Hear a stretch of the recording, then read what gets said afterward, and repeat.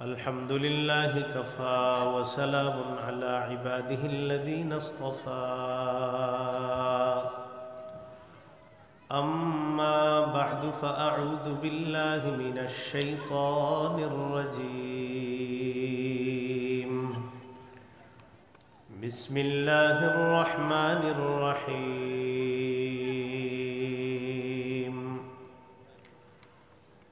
ولا يحسبن الذين يبخلون بما آتاهم الله من فضله هو خيرا لهم بل هو شر لهم سيطوقون ما بخلوا به يوم القيامة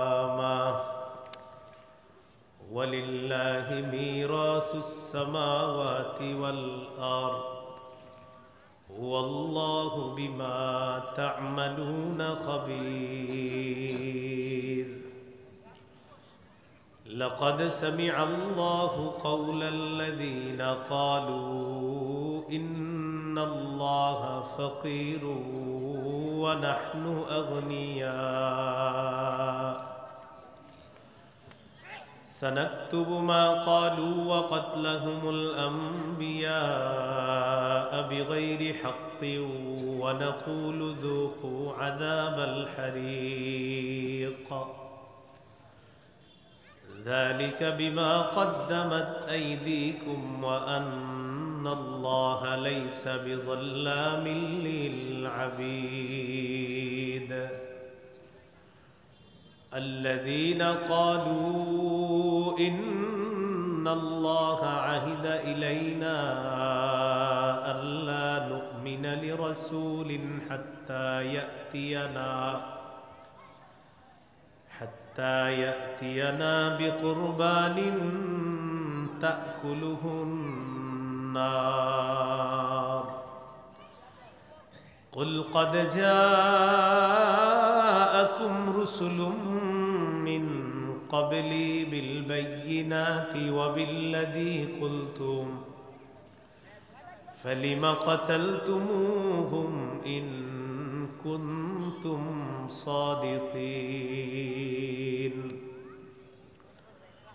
فإن كذبوك فقد كذب رسل من قبلك جاءوا بالبينات والزبر والكتاب المنير كل نفس ذائقة الموت وإنما توفون أجوركم يوم القيامة فمن زحزح عن النار وأدخل الجنة فقد فاز وما الحياة الدنيا إلا متاع الغرور وقال رسول الله صلى الله عليه وسلم من آتاه الله مالا فلم يؤد زكاته مثل له يوم القيامة شجاعا أقرع أو كما قال عليه الصلاة والسلام اللهم صل على محمد وعلى آل محمد كما صليت على إبراهيم وعلى آل إبراهيم إنك حميد مجيد اللهم بارك على محمد وعلى آل محمد كما باركت على إبراهيم وعلى آل إبراهيم إنك حميد مجيد اللهم إني أعوذ بك من شر لساني ومن شر سمعي ومن شر بصري ومن شر مني বাইতুল নূর চানমিয়া জামে মসজিদ পরিচালনা কমিটি ও এলাকাবাসীর উদ্যোগে আমবাগান দক্ষিণ মনসুরনগর জাহাঙ্গীরনগর বিশ্ববিদ্যালয় আমবাগান গেট সংলগ্ন সাভার ঢাকার উদ্যোগে আয়োজিত পঞ্চম বার্ষিক তাফসীরুল কোরআন মাহফিলে গুরুত্বপূর্ণ আলোচনা করেছেন হাফেজ মাওলানা মুফতি আবু বকর মোহাম্মদ তাহের, ইমাম ও খতিব পূর্ব পানধোয়া জামে মসজিদ পানধোয়া আশুলিয়া ঢাকা। মুফতি আব্দুল কুদ্দুস সিরাজি, ধর্মীয় আলোচক এশিয়ান টিভি মোহনা টিভি। আমন্ত্রিত হজরত উলামায়ে কেরাম, আজকের সভাপতি আলহাজ সৈয়দ আহমদ পাটোয়ারি, সভাপতি অত্র জামে মসজিদ।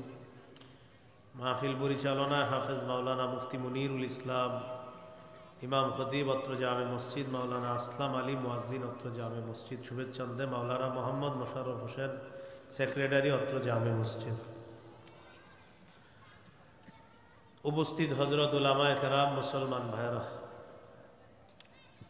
আল্লাহ তাআলার দরবারে শুকরিয়া আদায় করছি। আল্লাহ আমাদেরকে এই মাহফিলে উপস্থিত হওয়ার তৌফিক দান করেছেন বলি আলহামদুলিল্লাহ। সূরা আলী ইমরান 180 থেকে 185 নম্বর আয়াত আপনাদের সামনে তেলাওয়াত করলাম। এই 6টি আয়াতের মধ্যে গুরুত্বপূর্ণ কয়েকটি বিষয়ে আলোচনা হয়েছে। 180 নম্বর আয়াতে আলোচনা হয়েছে যাদেরকে আল্লাহ তাআলা যাকাত যোগ্য সম্পদ দান করেন, এরপরেও যদি তারা যাকাত না দেয় তাদের কি পরিণতি হবে। 181 নম্বর আয়াতের আলোচনা হলো আল্লাহ তাআলা মানুষের কাছে কর্জে হাসানা চান। মানুষ যেটা আল্লাহর রাস্তায় খরচ করে এটা আল্লাহ দ্বিগুণ বৃদ্ধি করে তাদেরকে এটার প্রতিদান দান করেন। এই বিষয়টি নিয়ে সাহাবী আবু বকর সিদ্দিক রাদিয়াল্লাহু তাআলা আনহুর কথোপকথন হয়েছে ইহুদিদের সাথে। এক পর্যায়ে ইহুদি প্রধানের মুখ থেকে একটা উল্টাপাল্টার শব্দ বের হয়েছে আল্লাহর শানে। আবু বকর সিদ্দিক তাকে একটা থাপ্পড় দিছে। এই হলো দ্বিতীয় আলোচনা। 3 নম্বর আলোচনা, কয়েকজন ইহুদির কাছে দাওয়াত পৌঁছার পর তারা বলল, তাওরাত কিতাবে আল্লাহ আমাদের কাছ থেকে অঙ্গীকার নিয়েছে আমরা কোনো রসুলকে ততক্ষণ বিশ্বাস করব না যতক্ষণ রসুল একটা কোরবানি পেশ না করবে, আর ওই কোরবানিটা এসে আকাশের আগুন জ্বালায়া না দিবে ততক্ষণ আমরা ঈমান আনব না। এটা তাওরাতে আমাদের কাছ থেকে আল্লাহ অঙ্গীকার নিয়েছেন। অতএব মুহাম্মদ সাল্লাল্লাহু আলাইহি সাল্লাম আপনিও একটা কোরবানি পেশ করেন, না করা পর্যন্ত আপনার উপরে ঈমান আনব না। নাউজুবিল্লাহ। 4 নাম্বার আলোচনা, নবীজিকে তারা মিথ্যাবাদী বলছে। নাউজুবিল্লাহ। আল্লাহ নবীজিকে সান্ত্বনা দিয়েছেন, এইসব বললে আপনি কষ্ট নিয়েন না, আপনার পূর্বের রাসূলদেরকে মিথ্যাবাদী বলা হয়েছে। 5 নম্বর আলোচনা, নবী আপনি সকলকে জানায়া দেন আপনার কথা যারা বিশ্বাস করতেছে তারাও মরবে, যারা বিশ্বাস করে না তারাও মরবে। সকলকে কিয়ামতের ময়দানে তাদের প্রাপ্য পরিপূর্ণভাবে বুঝিয়ে দেওয়া হবে। এই 5টি বিষয়ে মৌলিক আলোচনা সূরা আলী ইমরানের 180 থেকে 185 নম্বর এই 6 আয়াতের মধ্যে মৌলিক 5টি বিষয় আল্লাহ আলোচনা করছেন। 180 নম্বর আয়াতে আল্লাহ বলেন, ওয়ালা ইয়াহসাবান্নাল্লাযীনা ইয়াবখালুনা বিমা আতাহুমুল্লাহু মিন ফাদলিহি হুয়া খায়রাল লাহুম বাল হুয়া শাররুল লাহুম আল্লাহ যাদেরকে সম্পদ দান করেছেন, এই সম্পদ খরচ করতে যারা কৃপণতা করে, উদ্দেশ্য হলো যারা জাকাত দিতে কৃপণতা করে, জাকাত আদায়ে যারা কৃপণতা করে, তারা যেন এটা মনে না করে যে আমি কৃপণতা করে যে জাকাত দিলাম না, এটা আমার জন্য কল্যাণ, আমি বেঁচে গেলাম, হুজুররা বুঝতে পারে না আমি যে জাকাত না দিয়েও এলাকায় ঘোরাফেরা করি। হ্যাঁ, তো কেউ যদি এরকম মনে করে যে আমি জাকাত দিলাম না, আমি বেঁচে গেলাম, এটা আমার জন্য কল্যাণ। আচ্ছা, মনে করেন কোনো আলেম জানলো না বা এলাকাবাসী জানলো না আপনি জাকাত দেন নাই, কিন্তু জাকাত ফরজ, এটা ফরজটা করেছেন কে? তো আপনি জাকাত দেন বা না দেন, এতে হুজুরের কি সম্পর্ক? তো আল্লাহ বলেন যারা জাকাত না দেয় তারা যেন এটা মনে না করে যে এটাই আমার জন্য কল্যাণ। আল্লাহ বলেন এটা তাদের জন্য অকল্যাণ। বাল হুয়া শাররুল লাহুম, বরং এটা তাদের জন্য অকল্যাণ। সায়ুতাওয়াকুনা মা বাখিলু বিহি ইয়াউমাল কিয়ামাহ, তারা জাকাত না দিয়ে সম্পদ নিয়ে যে কৃপণতা করেছে, এই কৃপণতা বশত যেই সম্পদ তারা জাকাত দেয় নাই, এই সম্পদকে তাদের গলায় বেড়ি পরিয়ে দেওয়া হবে। কবে? ইয়াউমাল কিয়ামাহ, কিয়ামতের দিন। তাহলে যারা জাকাত দেয় নাই, এই জাকাত না দেওয়ার কারণে তাদের এই সম্পদ তাদের গলায় কিয়ামতের দিন বেড়ি পরিয়ে দেওয়া হবে। এই আয়াতের ব্যাখ্যায় রাসূলুল্লাহ সাল্লাল্লাহু আলাইহি সাল্লাম বলেন, মান আতাহুল্লাহু মালা ফালাম ইউআদ্দি যাকাতাহু মুথিলা লাহু ইয়াউমাল কিয়ামাতি শুজাআন আকরা, যে ব্যক্তিকে আল্লাহ সম্পদ দান করেছেন আর সে এটা থেকে জাকাত দেয় নাই, কিয়ামতের ময়দানে তার এই সম্পদ ২০ দর টেকু সাপে রূপান্তরিত করে এই সাপ তার গলায় পেঁচায় দেওয়া হবে। সাপ মুখের কাছে ফনা ধরে বলবে, আনা কানজুকা আনা মালুকা, আমি তোমার সম্পদ, আমি তোমার সম্পদ, যে সম্পদের জাকাত তুমি দাও নাই। তাহলে এটা কি কল্যাণ হলো না অকল্যাণ হলো? অকল্যাণ। এবার আল্লাহ একটা মূলনীতি বলে দিচ্ছেন, তোমাদেরকে যাদেরকে আমি আল্লাহ সম্পদের মালিক বানিয়ে দিছি, মনে রাখবা এই সম্পদের মূল সত্ত্বাধিকারী আমি আল্লাহ। আমরা বইয়ের মধ্যে লিখি সর্বসত্য সংরক্ষিত, এই বইয়ের সত্ত্বাধিকারী প্রকাশক বা এক একজনের নাম লিখে দিই আমরা। আল্লাহ তাআলা বলেন, ওয়ালিল্লাহি মিরাসুস সামাওয়াতি ওয়াল আরদ, আসমান জমিনের সত্ত্বাধিকারী একমাত্র আল্লাহ। তাহলে সম্পদ যা দিয়েছেন আল্লাহ, এগুলা কার? সব আল্লাহ। ওয়াল্লাহু বিমা তা'মালুনা খাবীর, তোমরা যা করো তোমাদের কর্মকাণ্ড সম্পর্কে আল্লাহ সম্যক অবগত, সব আল্লাহ জানেন। এই হলো 180 নম্বর আয়াত। সূরা আলী ইমরানের 181 নম্বর আয়াতের অনুবাদটা শুনি, তারপর মূল প্রেক্ষাপট শুনি। আল্লাহ বলেন, লাকাদ সামিআল্লাহু কাওলাল্লাযীনা ক্বালু ইন্নাল্লাহা ফাকীরু ওয়া নাহনু আগনিয়া।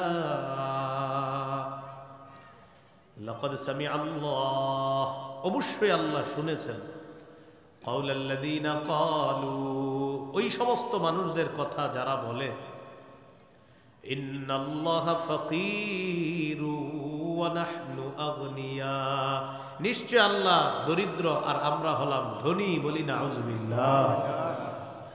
তাহলে নিশ্চয়ই আল্লাহ তাদের কথা শুনেছেন যারা বলে আল্লাহ দরিদ্র, আমরা হলাম ধনী। আল্লাহ তাদের কথা শুনেছেন।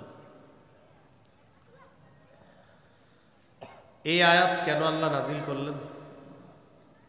রাসূলুল্লাহ সাল্লাল্লাহু আলাইহি সাল্লাম একটা চিঠি লিখলেন ইহুদিদের কাছে। চিঠির মধ্যে আল্লাহ রাসূল সাল্লাল্লাহু আলাইহি সাল্লাম ইহুদিদেরকে দাওয়াত দিয়েছে, ইসলাম গ্রহণ করো, নামাজের ব্যাপারে আলোচনা, নামাজের আলোচনা পাশাপাশি এটাও আলোচনা আছে তোমরা আল্লাহকে কর্জে হাসানা দাও, মানে আল্লাহ রাস্তায় দান করো, এটাই আল্লাহকে কর্জে হাসানা দেওয়া, আল্লাহ দ্বিগুণ পুরস্কার দান করো। চিঠি পাঠাইলেন যে সাহাবীর মাধ্যমে, সাহাবীর নাম আবু বকর সিদ্দিক রাদিয়াল্লাহু তাআলা। তিনি চিঠি নিয়ে আসলেন। আসার পর দেখলেন ইহুদিরা তাদের একটা পাঠশালার মধ্যে বসা, কয়েকজন ইহুদি, তাদের সামনে একজন উস্তাদ বসা, ইহুদিদের আলেম। এই উস্তাদের নাম হলো ফিনহাস। কি নাম? যদিও আপনারা অনেক বাংলা বই পাইতে পারেন নামটা ফাখখাস। কি নাম? ফাখখাস পেতে পারেন। তাফসীর ইবনে কাসীরে ফিনহাস আসছে, আরো অনেকগুলা কিতাবে ফিনহাসই আসছে। আর অনেক বাংলা অনুবাদকের মধ্যে, অনুবাদক দেখলাম এটার অনুবাদ করেছে ফাখখাস। তো পাঠশালার মধ্যে বসা ইহুদিরা, তাদের সামনে একজন উস্তাদ বসা, সামনে যিনি বসা তার নাম হলো ফিনহাস, তার সাথে আরেকজন ইহুদিদের বড় আলেম বসা। ওই আলেমের নাম হলো আশইয়া, কেউ লিখেছেন তার নাম উসাইয়া। এই দুইজন বড় বড় আলেম, আর সামনে ইহুদিরা বসা। আবু বকর সিদ্দিক রাদিয়াল্লাহু তাআলা চিঠি নিয়ে গেলেন, পৌঁছায়া দিলেন নেতার কাছে। ইহুদিদের যিনি আলেম তিনি বললেন, ওটার মধ্যে লেখা ইসলাম গ্রহণের দাওয়াত, আরো নামাজের কথা আছে, আর বলছে আল্লাহকে কর্জে হাসানা দেও, মানে আল্লাহর রাস্তায় দান করবা। ইহুদি আবু বকর সিদ্দিক রাদিয়াল্লাহু তাআলা আনহুকে বলল, দেখছো আল্লাহ আমাদের কাছে কর্জে হাসানা চেয়েছে, আল্লাহ ফকির, আমরা ধনী। বুঝে আসছেনি কথাটা? আবু বকর সিদ্দিক কি করলেন? ফাদরাবা ওয়াজহা ফিনহাস, তার গালে একটা থাপ্পড় বসায় দিয়েছে। ইহুদির গালে থাপ্পড় বসার পর আবু বকর সিদ্দিক রাদিয়াল্লাহু তাআলা আনহু বললেন, লাউলাল্লাযী বাইনানা ওয়া বাইনাকুম মিনাল আহদি লাদরাবতু উনুকাকা। আমাদের মাঝে আর তোমাদের মাঝে একটা শান্তি চুক্তি আছে, এই শান্তি চুক্তি যদি না থাকতো আমি আজকে তোমার কল্লাটা উড়াইয়া দিতাম। আমাদের মাঝে আর তোমাদের মাঝে একটা শান্তি চুক্তি আছে, এটা না থাকলে তোমার আজকে গালে দিছি, না থাকলে তোমার গলা উড়াইয়া দিতাম। কি বোঝা গেল? নরম আবু বকর সিদ্দিক রাদিয়াল্লাহু তাআলা গরম হয়ে গেলেন। এখান থেকে বোঝা যায় প্রয়োজনে ইসলামের দুশমন যারা, তাদের বিরুদ্ধে গরম হওয়া দোষণীয় নয়, এটা প্রশংসনীয়। এটা কি প্রশংসনীয়? অনেক উলামায়ে কেরাম দেখবেন জোরালো বক্তব্য দেয়, ভাষণ দেয়, হ্যাঁ, তখন অনেকে তাদের এই বক্তব্যের বিরোধিতা করে, ভাষণের বিরোধিতা করে। সঠিক না বিরোধিতা করাটা। জালেমের বিরুদ্ধে, মুনাফিকদের বিরুদ্ধে কিছু আলেম থাকা দরকার যারা জোরালো বক্তব্য দিবে, আর জালেমদের অন্তরে কাঁপন সৃষ্টি হবে এরকম কিছু আলেম যুগে যুগে থাকা দরকার, থাকা জরুরি। এটা আসলেই ঠিক, কারণ এই ব্যাপারে দলিলও আছে। যেহেতু দলিল আছে তো ঠিক হবেই। সূরা তাহরিমের 9 নম্বর আয়াত, 28 পারা 20 নম্বর পৃষ্ঠা, সূরা তাহরিম 9 নম্বর আয়াতে আল্লাহ বলেন, ইয়া আইয়ুহান নাবিয়্যু জাহিদিল কুফফারা ওয়াল মুনাফিকিনা ওয়াগলুজ আলাইহিম। নবী, আপনি কাফের আর মুনাফিকদের বিরুদ্ধে লড়াই করেন এবং তাদের বিরুদ্ধে কঠোর হন। কি বললেন? আমাদের নবীর চেয়ে নরম পৃথিবীতে কেউ ছিলেন? তাকে আল্লাহ তাআলা বললেন আপনি কঠোর হন প্রয়োজনে মুনাফিকদের বিরুদ্ধে। তো এই জন্য দেখবেন আমাদের দেশে অনেকে ভাষণ দেয়, মাশাআল্লাহ, জোরালো বক্তব্য দেয়। তা আপনি তার এই বক্তব্য পছন্দ করেন না কেন? তাকে আপনি দেখতে পারেন না। একটা মূলনীতি মনে রাখবেন, কোন শত্রু যদি কখনো ভালো কথা বলে, আপনি বলবেন যে এই কথাটা ভালো, হ্যাঁ আমার শত্রু কিন্তু কথাটা ভালো, এটা বললেন। মনে করেন আমার শত্রু, এইভাবে বলবেন এই আমার শত্রু, আমি দেখতে পারি না, কিন্তু এই কথাটা ঠিক আছে, স্বীকার করবেন। শত্রু ভালো কথা বললেও স্বীকার করবেন, এই ব্যাপারে একটা দলিল শুনে রাখে, শত্রুর কথাও যে স্বীকার করা দরকার। সহিহ বুখারীর বর্ণনা,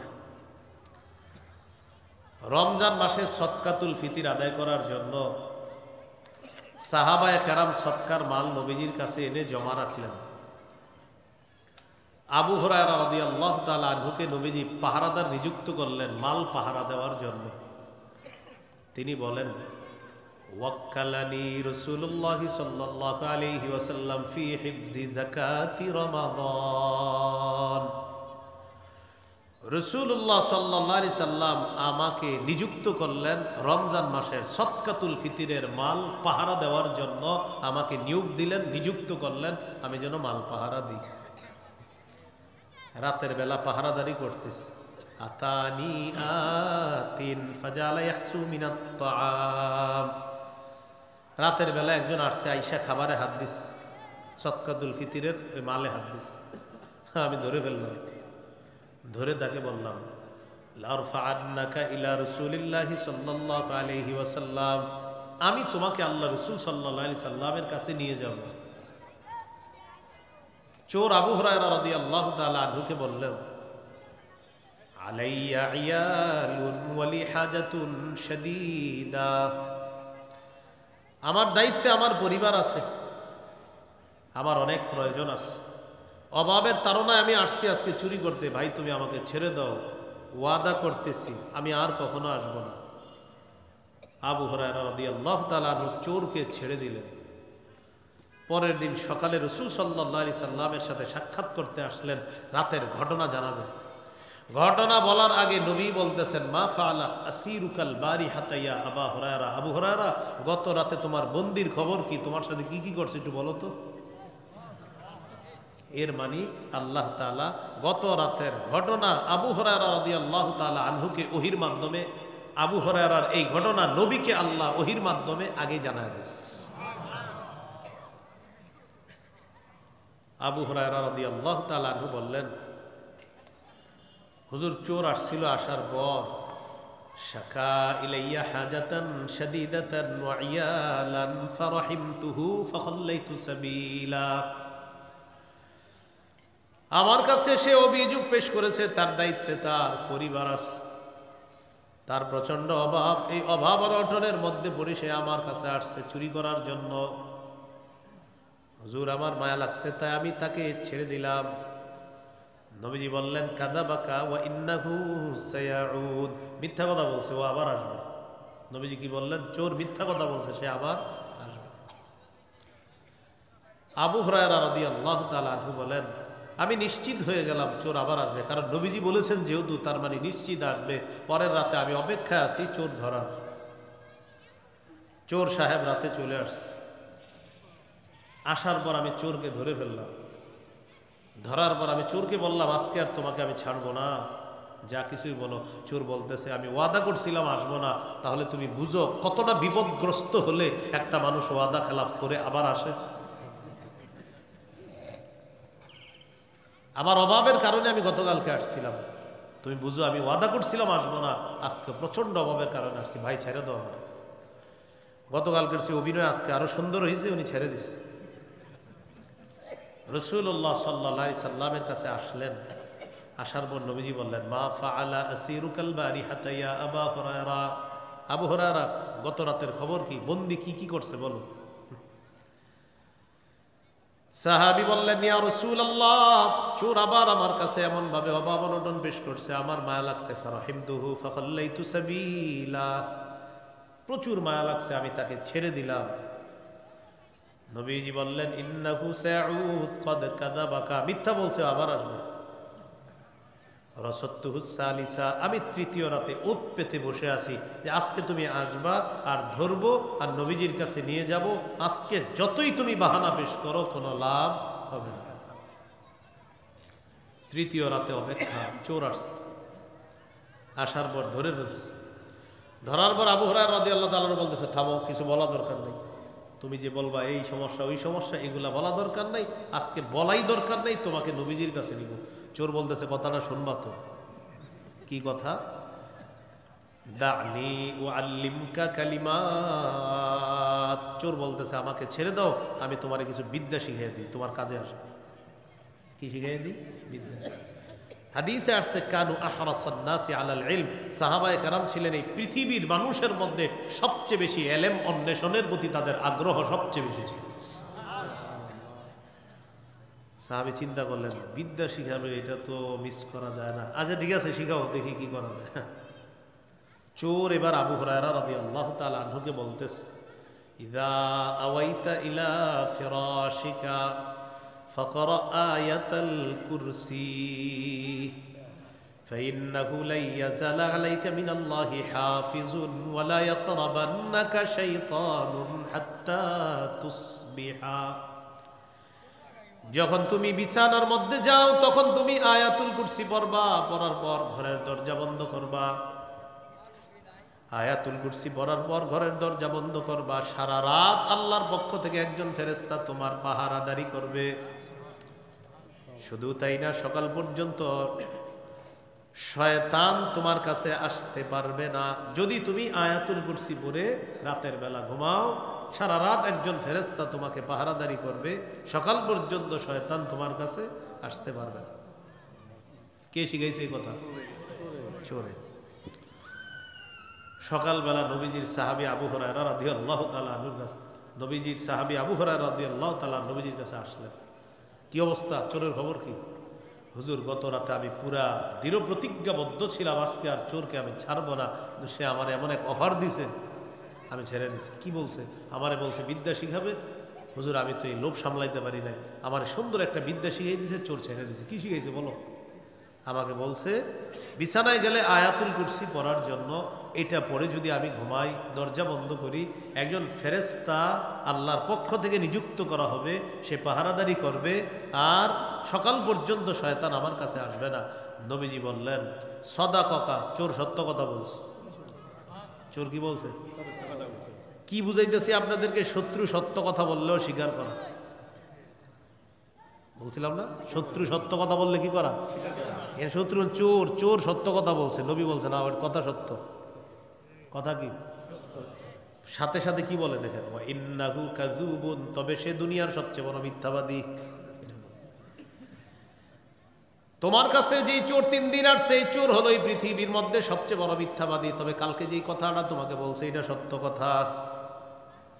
তা'লামু মান তুখাতিবু মুনযু সালাসি লায়াল, গত 3 রাত তুমি কার সাথে কথা বলছো আবু হুরায়রা তুমি জানোনি? যাকা শাইতান, সে ছিল শয়তান। কে ছিল? তো শয়তানের চেয়ে বড় মিথ্যাবাদী আর কেউ আছে? নবীজি বললেন সে সবচেয়ে বড় মিথ্যাবাদী। তবে কালকে যে বিদ্যাটা শিখেছে এটা সত্য। বুঝাইতে চাইলাম, আপনি একজনকে দেখতে পারেন না, এই জন্য তার সঠিক কথাটাও গ্রহণ করবেন না, এমন যেন না হয়। সঠিক কথা শত্রু বললেও বলবেন কথা সত্য, তবে তুমি আমার শত্রু, এটা বুঝলেন?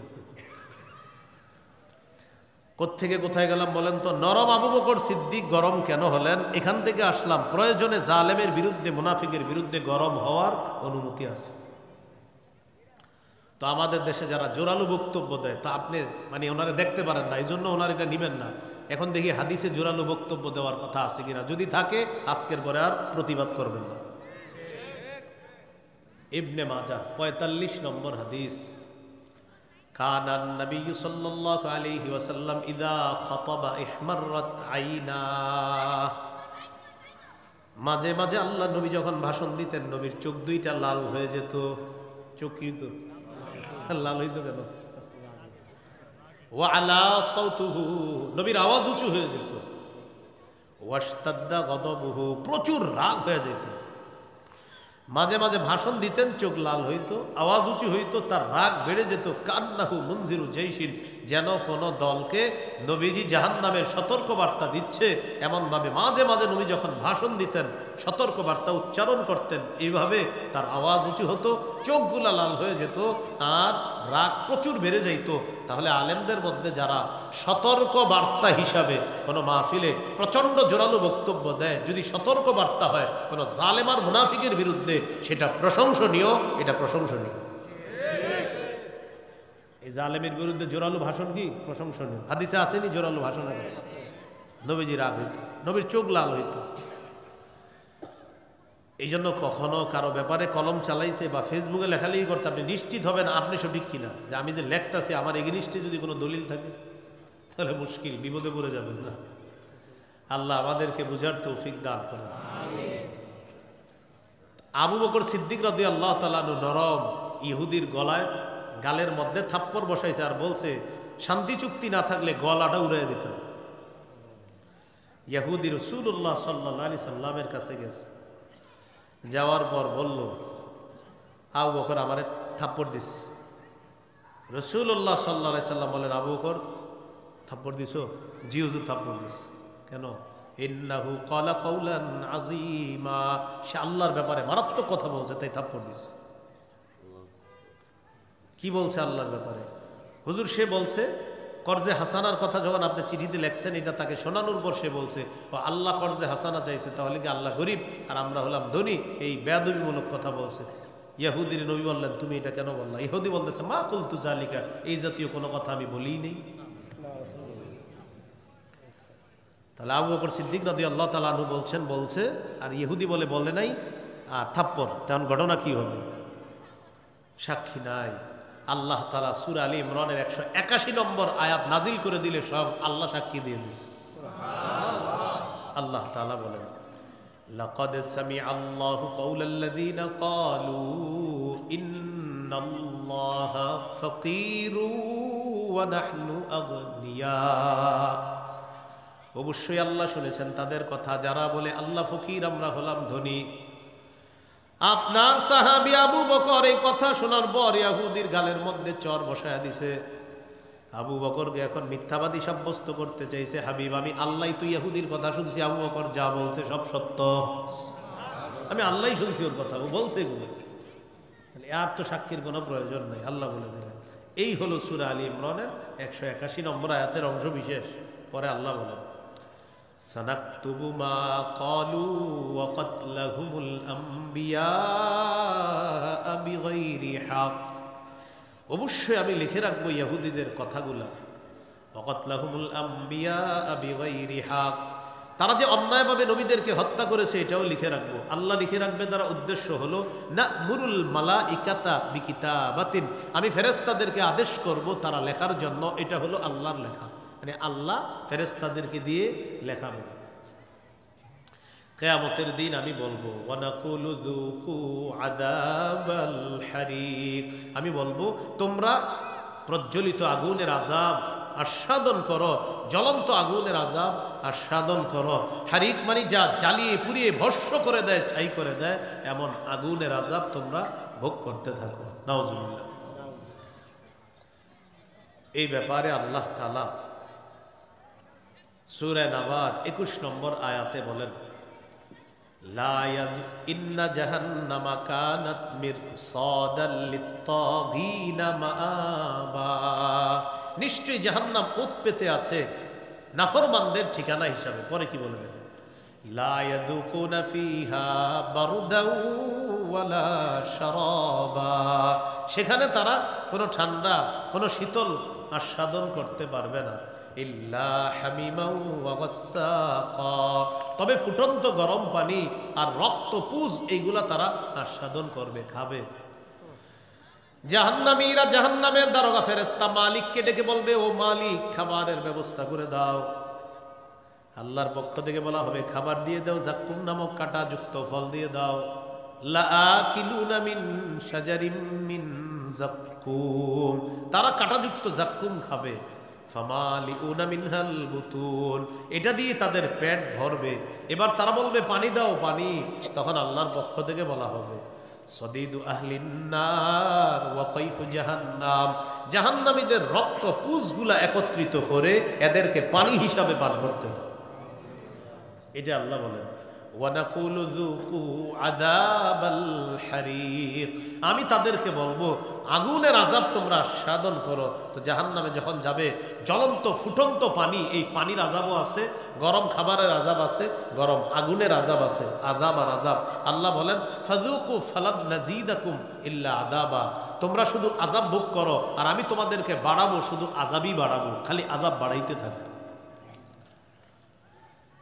এখন প্রশ্ন হলো কেন এই আযাব আল্লাহ দিবে? পরের আয়াতে বলে যালিকা বিমা কদ্দামাত আইদিকুম ওয়া আন্নাল্লাহা লাইসা বিযাল্লামিল লিল আবিদ।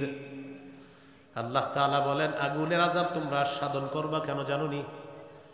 তোমাদের হাতের কামাইয়ের কারণে, তোমাদের কৃতকর্মের কারণে। হাতের কামাই, হাতের কামাই দ্বারা উদ্দেশ্য হলো ওই মানুষের কামাই। হাতের কামাই মানে তোমাদের কামাই। আরবরা অংশ বলে পুরা ব্যক্তিকে উদ্দেশ্য নেয়, আরবরা অংশ বলে পুরা মানুষটাকে উদ্দেশ্য নেয়। এখানে হাত বলে উদ্দেশ্য হাত ওয়ালা, তাব্বাত ইয়াদা আবি লাহাব, আবু লাহাবের 2 হাত ধ্বংস, উদ্দেশ্য আবু লাহাব ধ্বংস। তা আল্লাহ তাআলা বলেন যালিকা বিমা কদ্দামাত আইদিকুম, এই আযাব তোমাদেরকে দেওয়া হবে তোমাদের কৃতকর্মের কারণে, তোদের হাতের কামাইয়ের কারণে। হাতের কামাই দ্বারা উদ্দেশ্য তোমাদের কৃতকর্মের কারণে। ওয়া আন্নাল্লাহা লাইসা বিযাল্লামিল লিল আবিদ, আল্লাহ তাআলা বলেন নিশ্চয়ই আল্লাহ বান্দাদের প্রতি কোনো জুলুম করেন না। প্রশ্ন আসবে মনে মনে, আল্লাহ যে আযাব দিবে এটা কি জুলুম না? আল্লাহ বলে না, এটা কোনো জুলুম না, তারাই আযাব ভোগ করবে তাদের কৃতকর্মের কারণে, আমি জুলুম করি নাই তাদের উপর, তারাই জুলুম করছে নিজেদের উপর।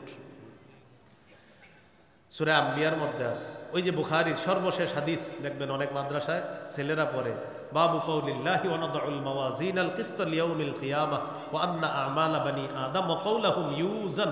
এটা পড়া দেখবেন ছাত্ররা পড়তে থাকে ওয়াবিহি ক্বালা হাদাসানা। ইমাম বুখারী সর্বশেষ হাদিসের আলোচনা করতে গিয়ে কোরআনের একটা আয়াত আনছে সূরা আম্বিয়ার। এই আয়াতে আল্লাহ বলেন ওয়া নাদউল মাওয়াজিনাল কিসতা লিয়াউমিল কিয়ামাতি ফালা তুযলামু নাফসুন শাইআ, আমি কিয়ামতের ময়দানে ইনসাফের দাড়ি পাল্লা স্থাপন করব। ইনসাফের দাড়ি পাল্লা স্থাপন করার পর আমল ওজন করব অথবা আমল নামা ওজন করব। দেখেন কি বলি, আমল ওজন করা হবে অথবা আমল নামা ওজন করা হবে, অথবা আমলকে একটা দেহে রূপান্তরিত করে ওই দেহটাকে ওজন করা হবে, অথবা আমলকারী মানুষটাকে ওজন করা হবে। 4টি ব্যাখ্যা, হয়তো আমল ওজন করা হবে, না হয় আমলটাকে একটা দেহে রূপ দেওয়া হবে, ওই দেহটাকে ওজন করা হবে। 3 নাম্বার আমলকারীকে, মানে আমাকে আপনাকেই ওজনের পাল্লায় দিয়ে দেওয়া হবে। দুনিয়াতে তো এটার দৃষ্টান্ত আছে, আমরা দাঁড়াইলে আমাদের ওজন ওঠে না 75 80, সেখানে কিন্তু ওজন উঠবে আমাদের না, সেখানে আমলের ওজন হবে। প্রশ্ন হলো হুজুর আমলের ওজন আমার শরীর দিয়ে কিভাবে হবে? মুহাদ্দিসিনে কেরাম লেখেন রূহ যেমন শরীরের ভিতরে আল্লাহ রাখে কিন্তু দেখা যায় না, আমল নামাটাও আল্লাহ শরীরের ভিতরে ঢুকাইয়া দিবে যদিও দেখা যায় না। ও যখন ওজনের পাল্লায় উঠবে তখন ওই আমল অনুযায়ী, ভালো আমল আর খারাপ আমল অনুযায়ী ওর ওজনটাও উঠে যাবে। এটা 3 নাম্বার ব্যাখ্যা। 4 নাম্বার আমল নামা ওজন করা হবে, তাহলে আমল ওজন করা হবে স্বয়ং আমলটা। 2 নাম্বার আমলকে একটা দেহরূপ দিয়ে এটাকে ওজন করা হবে। 3 নাম্বার আমলকারীকে ওজন করা হবে। 4 নাম্বার আমল নামাকে ওজন করা হবে। এখন আল্লাহ বলেন এই যে আমল ওজন করব আমি, কেন করব? ফালা তুযলামু নাফসুন শাইআ, তোমাদের কারো প্রতি কোনো বিচার করা হবে না। মুফাসসিরিনে কেরাম লেখেন কিয়ামতের ময়দানে ওজনের পাল্লা স্থাপন করা কি প্রয়োজন? আল্লাহ বলে দিলেই তো হয়, তুমি জাহান্নামী আর তুমি জান্নাতি, আল্লাহ তো সব জানেন, এরপরে ওজনের পাল্লা কেন স্থাপন করবেন? মুফাসসিরিনে কেরাম বলেন ওজনের পাল্লা স্থাপন করে মানুষকে আল্লাহ দেখায় দিবেন, দেখো আমি আল্লাহ তোমাদের প্রতি কোনো অবিচার করি নাই, তোমরা নিজেদের কৃতকর্মের কারণে আজকে জাহান্নামী হবা, এটা দেখানোর জন্য ওজনের পাল্লা আল্লাহ স্থাপন করবেন। তাহলে আল্লাহ বান্দাদের উপর কি করেন না? জুলুম করেন না। আল্লাহ কারো উপর জুলুম করেন না, বরং বান্দা নিজেই নিজের উপর জুলুম করে আখিরাত বরবাদ করে। আল্লাহ আমাদেরকে বুঝার তৌফিক দান করেন। এইগুলো আজকের আলোচনার দ্বিতীয় বিষয়বস্তু। আল্লাহ তাআলাকে তারা বলছিল ফকির, নিজেদেরকে বলছে ধনী। আল্লাহ বিষয়টা নাজিল করে দিয়ে বুঝাইলেন যে তারা যেই কথাগুলো বলেছে আমার ব্যাপারে বেয়াদবিমূলক কথা, আবু বকর সত্যি সত্যি শুনেছে, আবু বকর থাপ্পড় দিছে, সঠিক কাজ করছে। এই হলো আজকের দ্বিতীয় আলোচনা। 3 নাম্বার আলোচনা এখন শুরু হবে। ইয়াহুদিদের কয়েকজনের কাছে নবীর দাওয়াত পৌঁছার পর তারা বলল, এটা আমি আগেও বলেছিলাম সংক্ষেপে, এখন দেখেন তারা বলল আমরা ততক্ষণ কোনো রসুলের প্রতি ঈমান আনবো না যতক্ষণ রসুল একটা পশু কোরবানি না করবে, আর আগুন আইসা ওই কোরবানির পশুটাকে যতক্ষণ না জ্বালাবে ততক্ষণ আমরা ঈমান আনবো না। তো কোরআনের আয়াতটা শুনেন, আল্লাহ বলেন আল্লাযীনা ক্বালু ইন্নাল্লাহা আহিদা ইলাইনা আল্লা নু'মিনা লিরাসূলিন হাত্তা ইয়াতিয়ানা বিকুরবানিন তাকুলুহুন নার। কাব ইবনে আশরাফ সহ কয়েকজন ইহুদির কাছে দাওয়াত যাওয়ার পর তারা বলতে লাগলো তাওরাতের মধ্যে আল্লাহ তাআলা আমাদের কাছ থেকে অঙ্গীকার নিয়েছেন আমরা যেন কোনো রাসূলকে বিশ্বাস না করি ততক্ষণ যতক্ষণ ওই রসুল একটা কোরবানি পেশ না করে আর ওই কোরবানির পশুটাকে আসমানের আগুন আইসা জ্বালায় না দেয়, ততক্ষণ যেন ঈমান না আনি। ও নবী মুহাম্মদ সাল্লাল্লাহু আলাইহি ওয়াসাল্লাম, আপনিও একটা পশু কোরবানি করেন, করার পর এটা পাহাড়ের উপর রেখে আসবেন, আগুন আইসা জ্বালায় দিবে, এরপর আমরা আপনাকে বিশ্বাস করব। আমাদের নবীর এটা বললো ইহুদিরা। মূল বিষয়টা কি? মূল বিষয় হলো তাওরাতের মধ্যে আমাদের নবী আর ঈসা নবীর ব্যাপারে এই কথা নাই। কোথায়? তাওরাতে। তাওরাতে যদি এই কথা থাকেও, দুইজন নবী বাদ, ঈসা নবী আর আমাদের নবী। আমাদের নবী আর ঈসা নবীর জন্য এই নিয়ম ছিল না যে কোরবানির পশু জবাই করে পাহাড়ের উপর রাখা হবে আর আগুন আইসা এটাকে জ্বালায়া দিবে। এই ঘটনা আর এই জাতীয় কোরবানি ঈসা নবী আর আমাদের নবীর এটার জন্য প্রযোজ্য না। হ্যাঁ, আমাদের নবী আর ঈসা নবীর আগে বাস্তবিকই নবীরা এরকম কোরবানির পশু জবাই করে একটা টিলার উপরে রেখে আসতো, আগুন থেকে, আকাশ থেকে একটা সাদা আগুন আসতো, এই আগুনটার ধোঁয়া থাকতো না আর কোনো আওয়াজ হইতো না। নবী এবাদত খানায় গিয়ে বলতেন, আল্লাহ কোরবানি কবুল করেন, কবুল করেন। আর এবাদত খানার চারপাশে মানুষ দাঁড়ায় দাঁড়ায় দেখতো ওই টিলার দিকে যে কোরবানি কবুল হয়েছে কিনা। তখন একটা সাদা আগুন আসতো, যেটার কোনো আওয়াজ নাই, ধোঁয়া নাই। ওই আগুন পশুকে জ্বালায়া দিলে তখন বোঝা যেত হ্যাঁ তিনি সঠিক রাসূল। কিন্তু এরপরে ঈমান আনতো না। এরপরে কি আনতো না? ঈমান আনতো না। তো নবীর যুগের ইহুদিরা তারাও বললো, আপনিও যদি কোরবানি পেশ না করেন আমরা ঈমান আনব না। তো প্রথম কথা, এই জাতীয় কোরবানি কি আমাদের নবীর শরীয়তে আছে? আমাদের নবীর শরীয়তে হলো কোরবানির পশু জবাই করার পর আমরা এটা খাবো। আল্লাহ তাআলা আমাদের নবীকে বললেন, হাবিব ওরা ভাউতাবাজি করতেছে ঈমান না আনার জন্য, এবার আপনি ওদেরকে বলেন। দেখেন আল্লাহ কি বলে, কুল ক্বাদ জাআকুম রুসুলুম মিন ক্বাবলি বিল বায়িনাত। নবী আপনি বলেন, তোমাদের কাছে এসেছে আমার পূর্বে বহু রসুল মুআজিজা সহ। আমার পূর্বে বহু রসুল দুনিয়াতে এসেছে মুআজিজা সহ, তোমাদের কাছে এসেছে, তোমাদের পূর্ববর্তী যারা ইহুদি ছিল তাদের কাছে এসেছে বিল বায়িনাত, মুআজিজা সহ। এরপরে দেখেন, খুব মন দিয়ে শুনেন, ওয়া বিল্লাযী কুলতুম, আর তোমরা যেটা বললা যে আগুন আইসা কোরবানির পশু জ্বালায়া দিবে, এই মুআজিজা সহ অনেক রসুল এসেছে আমার পূর্বে, তোমাদের কাছে অনেক রসুল এসেছে মুআজিজা নিয়ে। আর তোমরা যেটা বললা আগুন আইসা কোরবানির পশুকে জ্বালায়া দিবে, এই মুআজিজাও অনেক রসুল দেখাইছে, এরপরেও তোমরা ওই রসুলদেরকে বিশ্বাস করো নাই, উল্টা হত্যা করছো। কি করছো? আল্লাহ বলেন, ফালিমা কাতালতুমুহুম ইন কুনতুম সাদিকিন। ইহুদিদেরকে আপনি বলেন, ওই ইহুদিরা তোমরা না বলো আগুন আইসা কোরবানির পশু জ্বালায়া দিলে তোমরা ঈমান আনো। আমার পূর্বে বহু রাসূল এইভাবে আগুন, ওই আগুন যেন আসমান থেকে এসে কোরবানির পশুটা জ্বালায়া দেয়, এমন কোরবানি পেশ করছে বহু রাসূল। পেশ করার পর আসমানের আগুন আইসা ওই পশুটাকে জ্বালিয়ে দিছে, এরপরেও তোমরা ঈমান না এনে ওই নবীকে তোমরা হত্যা করছো। যেমন জাকারিয়া নবী, ইয়াহইয়া নবী, তাদেরকে তোমরা হত্যা করেছ। যদি তোমাদের দাবিতে তোমরা সত্যবাদী হও তাহলে বলো নবীদেরকে কেন হত্যা করলা, আগের নবীদেরকে? হুজুর এরা আসলে ভাউতাবাজি করতেছে, আপনার উপর ঈমান আনবে না, এটা শুধু একটা কথা। আপনারা যখন এটা বলবে আপনি বলবেন, আমার পূর্বে তো বহু রাসূল এসেছে অনেক মুআজিজা সহ, আর তোমরা যেটা বললা যে একটা পশু কোরবানি করে এটাকে পাহাড়ে রেখে আসতে, টিলার উপর রেখে আসতে, আর আগুন এসে সেটাকে জ্বালিয়ে দিবে, তো এই জাতীয় দৃষ্টান্ত তো পূর্বেও ছিল, কোথায়? তারা তো ঈমান আনে নাই, উল্টা তাদেরকে তারা হত্যা করেছে। যেমন জাকারিয়া, ইয়াহইয়া নবীকে তারা হত্যা করেছে। কেন হত্যা করলা বলো তো? তোমাদের পূর্বপুরুষ ইহুদিরা এটা করছে, বলো। তা আল্লাহ বুঝাই দিলেন আয়াতের মাধ্যমে, আসলে এরা ঈমান আনবে না, এটা হলো ওদের মূল টার্গেট। এ হলো আজকের আলোচনার চতুর্থ বিষয়। খুব মন দেন, আজকের আলোচনার সর্বশেষ বিষয়।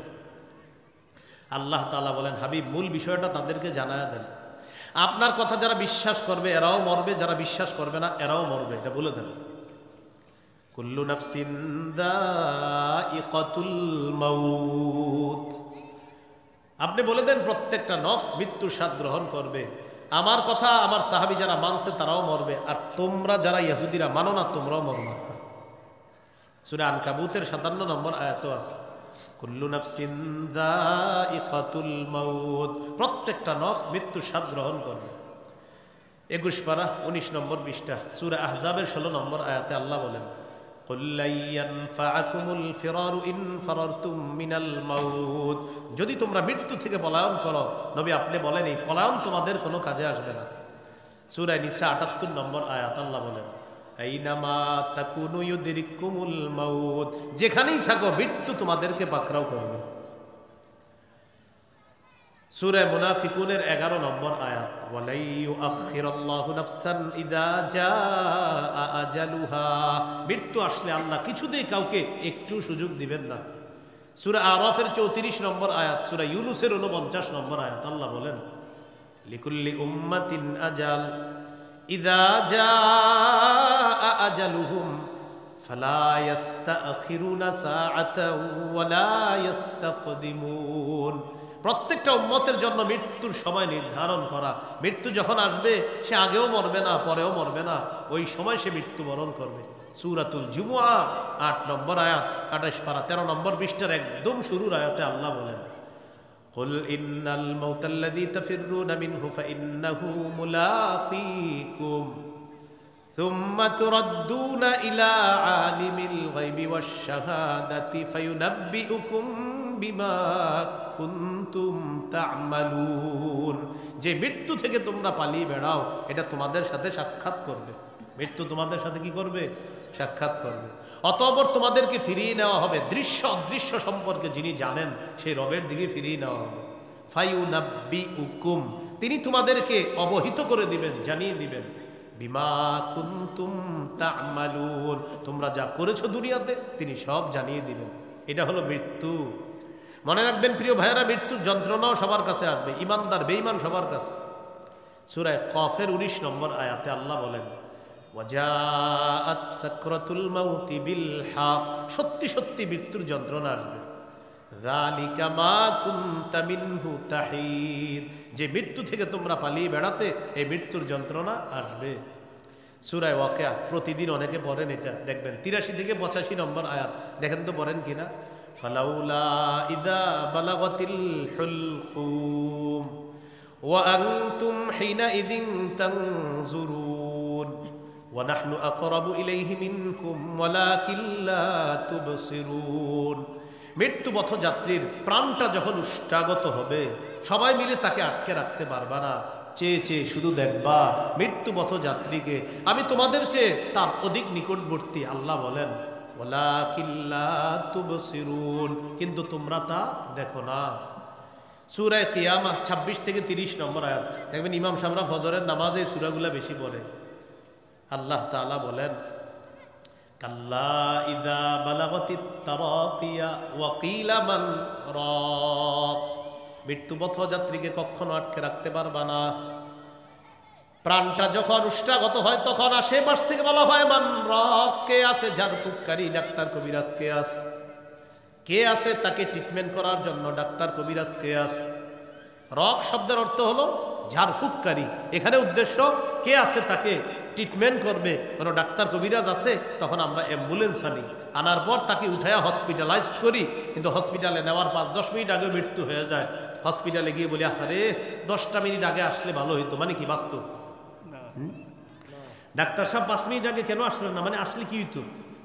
মারা যাওয়ার পর এগুলো আর বললেন না, মারা যাওয়ার পর বলবেন ইন্না লিল্লাহি ওয়া ইন্না ইলাইহি রাজিউন, এটা বলবেন।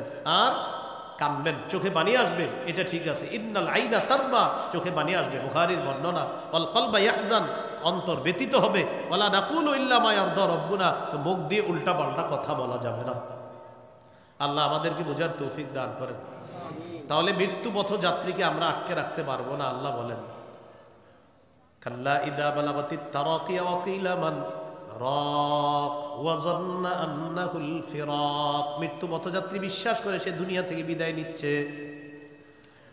ওয়াল তাফাতিস সাকু বিসাক, পায়ের নলা একটা আরেকটার সাথে লেগে যাবে। ইলা রাব্বিকা ইয়াউমা ইদিনিল মাসাক, আল্লাহ তাআলা বলেন সেদিন তোমাদেরকে হাঁকিয়ে নিয়ে যাওয়া হবে, আল্লাহর কাছে টেনে নিয়ে যাওয়া হবে। মৃত্যুপথ যাত্রীকে আটকে রাখা সম্ভব না। মৃত্যুর যন্ত্রণা আমার আপনার কাছে আসবে, কাফেরের কাছেও মৃত্যুর যন্ত্রণা আসবে। সূরা আনআমের 93 নম্বর আয়াতে আল্লাহ বলেন, ওয়ালাউ তারা ইযিজ যালিমুনা ফি গামারাতিল মাউত, নবী আপনি যদি কাফেরদেরকে দেখতেন, এখানে জালেম দ্বারা উদ্দেশ্য কাফের, নবী আপনি যদি কাফেরদেরকে দেখতেন মৃত্যুর যন্ত্রণায় তারা কিভাবে ছটফট করে, এটা যদি আপনি দেখতেন নবী। ওয়াল মালাইকাতু বাসিতু আইদিহিম, ফেরেশতারা তাদের ডানাগুলা মেলে বলে আখরিজু আনফুসাকুম, আত্মাটা বের করে দাও, এই কাফের আত্মা বের করে দাও, আয় তাড়াতাড়ি আয়। ডাকতে থাকে, কাফের মরতে চায় না, ফেরেশতা বলে আসো তাড়াতাড়ি। আল-ইয়াউমা তুজজাউনা আযাবাল হুনি বিমা কুনতুম তাকুলুনা আলাল্লাহি গায়রাল হক, আজ তোমাদেরকে লাঞ্ছনাদায়ক আযাব ভোগ করানো হবে আল্লাহর ব্যাপারে অসত্য কথা বলার কারণে, আল্লাহর ব্যাপারে উল্টাপাল্টা কথা বলতে, এই কারণে তোমাদেরকে যন্ত্রণাদায়ক আযাব ভোগ করানো হবে। আযাবাল হুন অর্থ হলো অপমানজনক আযাব, লাঞ্ছনাকর আযাব তোমাদেরকে ভোগ করানো হবে। বিমা কুনতুম তাকুলুনা আলাল্লাহি গায়রাল হক, কেন তোমরা আল্লাহর ব্যাপারে অসত্য কথা বলতা, উল্টাপাল্টা কথা বলতা, আর ওয়াকুনতুম আন আয়াতিহি তাস্তাকবিরুন, আল্লাহর কোরআনের আয়াতগুলোর ব্যাপারে অহংকার প্রদর্শন করতা। এটা কাফেররে বলে। এবার আসেন, নবীদেরও মৃত্যুর যন্ত্রণা আসবে। কার? নবীদের কাছে মৃত্যুর যন্ত্রণা এসেছে। সহিহ বুখারীর বর্ণনা 4449 নম্বর হাদিস, 4449 মানে 4449, এই হাদিসের বর্ণনাকারী আয়েশা সিদ্দিকা রাদিয়াল্লাহু তাআলা আনহা, তিনি বলেন ইন্না মিন নি'মিল্লাহি আলাইয়া আন্না রাসূলুল্লাহি সাল্লাল্লাহু আলাইহি ওয়াসাল্লাম তুওফিয়া ফি বাইতি ওয়া ফি ইয়াউমি ওয়া বাইনা সাহরি ওয়া নাহরি। আয়েশা রাদিয়াল্লাহু তাআলা আনহা বলেন, রাসূলুল্লাহ সাল্লাল্লাহু আলাইহি সাল্লাম আমার ঘরে, আমার দিনে, আমার শরীরের সাথে ট্যাক লাগানো অবস্থায় নবীজির ইন্তেকাল হয়েছে। নবীজির কি হয়েছে? ইন্তেকাল হয়েছে আমার ঘরে, আমার দিনে, আমার শরীরে ট্যাক লাগানো অবস্থায়। এটা আমার উপর আল্লাহর অনুগ্রহ, আল্লাহর নিয়ামত। এই একটা। আরেকটা, ওয়া আন্নাল্লাহা জামাআ বাইনা রিকি ওয়া রিকিহি ইনদা মাউতিহি, নবীর ইন্তেকালের সময় আমার আর নবীর থুতু মুবারক আল্লাহ একত্রিত করে দিয়েছে। এটা কিভাবে? দখল আলাইহি আব্দুর রহমান ইবনে আবি বকর সিদ্দিক রাদিয়াল্লাহু তাআলা আনহুমা ওয়া আনা মুসনিদাতুন রাসূলুল্লাহি সাল্লাল্লাহু আলাইহি ওয়াসাল্লাম। আবু বকর সিদ্দিক রাদিয়াল্লাহু তাআলা আনহুর সন্তান আব্দুর রহমান নবীর ঘরে ঢুকলেন, মানে আম্মা জানের ঘরে আসছে, সমস্যা নাই তো, ভাই বোন। আম্মা জান আয়েশা সিদ্দিকা রাদিয়াল্লাহু তাআলা আনহার ভাই ঘরে আসছে।